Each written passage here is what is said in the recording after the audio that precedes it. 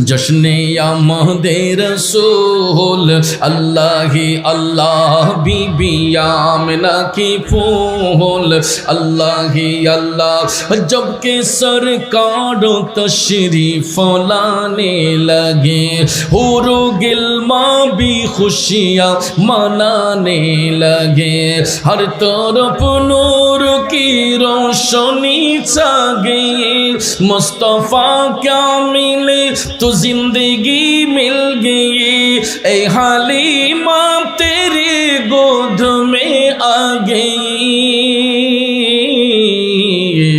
दुआ हो गई कबूल अल्लाह ही अल्लाह दुआ हो गई कबूल अल्लाह ही अल्लाह बोलो अल्लाह ही अल्लाह बीबी आमिना की फूल अल्लाह ही अल्लाह जश्ने आमदे रसूल আমার যুবক বন্ধুরা বাবাজিরা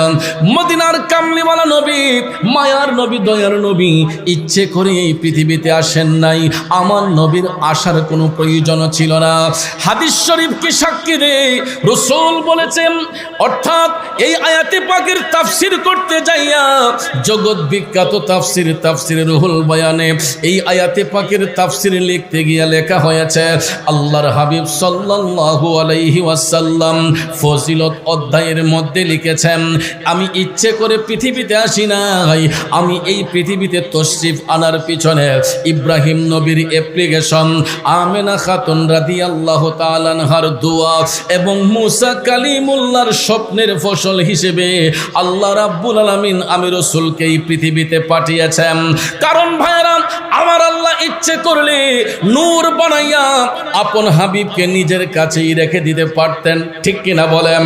এই পৃথিবীতে রাসূলের আসার কোনো দরকার ছিল না একমাত্র জগৎকে পবিত্র করার জন্য এই জগৎকে আলোকিত করার জন্য মায়ার নবী দয়ার নবীকে আল্লাহ সূরতে বাশার রূপ দিয়ে পাঠিয়েছেন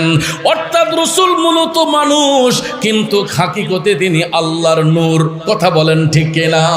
কারণ তিনি বেনজির বেমিসাল সৃষ্টির কোনো বস্তুর সাথে আমার নবীর তুলনা হয় না হতে পারে না আওয়াজ করে বলুন ঠিক না বেঠে এই জন্য অধম গুনাহগার লিখেছিলাম সৃষ্টির সেরা হাবিবে খোদা শাহে মদিনা